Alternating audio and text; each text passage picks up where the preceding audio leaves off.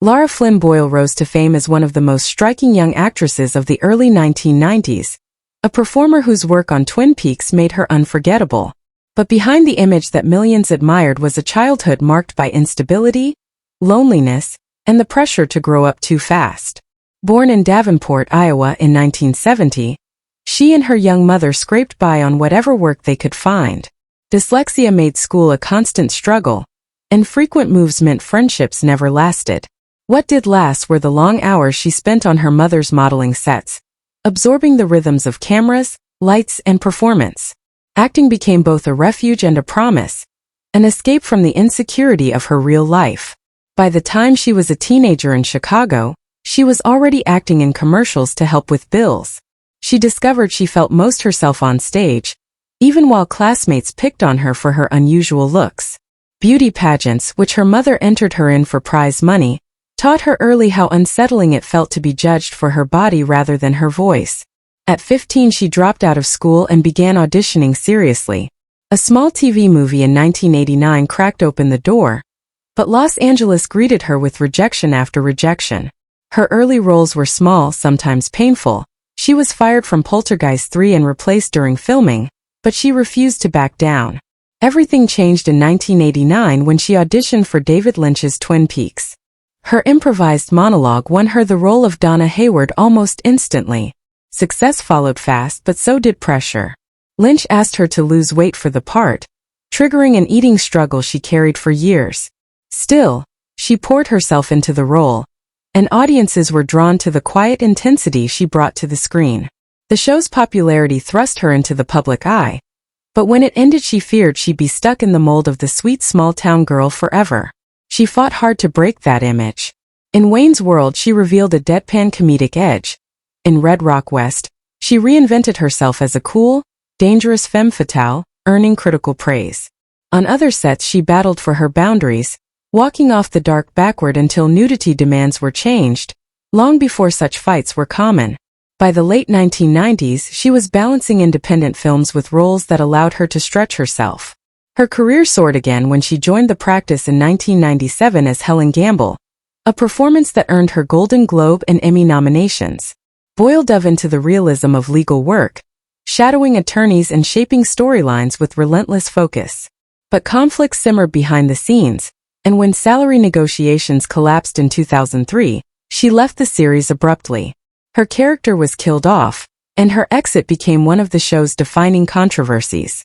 Her film work continued, Men in Black 2, indie dramas, and a handful of comedies, but the 2000s also brought public scrutiny of a different kind. Hollywood's beauty pressures weighed heavily, and in 2001 she began undergoing cosmetic procedures. At first the changes were subtle, but as the years passed, tabloids fixated on her appearance. Paparazzi photos were blown up, mocked, and dissected. By 2006, her acting was overshadowed by speculation about fillers, Botox, and surgeries.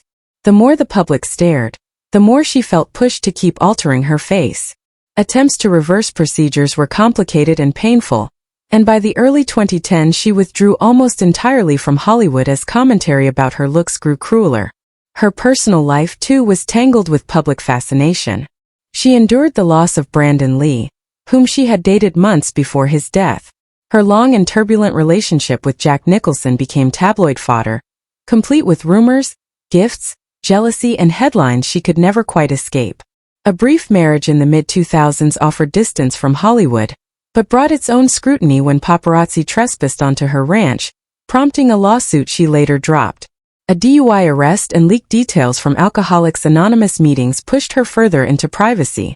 Yet she addressed her struggles directly, speaking openly about sobriety and mental health, determined not to let shame silence her. Despite all of this, she kept searching for artistic grounding. She funded small films, took roles that touched painful personal themes, and eventually tried stepping behind the camera with a short film about aging in Hollywood. When it went largely unnoticed, she admitted how deeply the lack of response hurt. But she wasn't finished reinventing herself. Her performance in the 2023 film Mother Couch surprised audiences who remembered only the tabloid caricature. Working alongside Ewan McGregor, she delivered a quiet, tremulous emotional presence shaped by everything she had lived through. An old horseback injury meant she used a body double for physical scenes, a detail she had hidden for years, and when it became public it cast her resilience in a new light. Now in her mid-50s, Boyle lives mostly between Los Angeles and her Texas ranch, where she spends her days with rescue dogs and a small circle of close friends. She rarely seeks attention, posting mainly about animals and everyday life.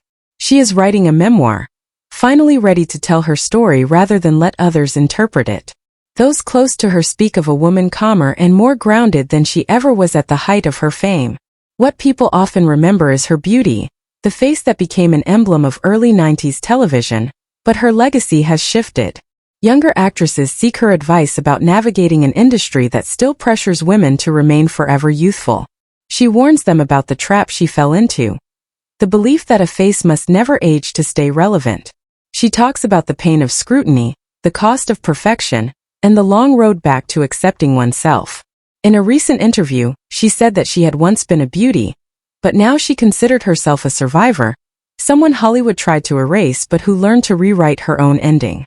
Her life has become a reminder that fame twists and fades, that reinvention is possible even after years spent in shadows, and that sometimes endurance is its own kind of triumph.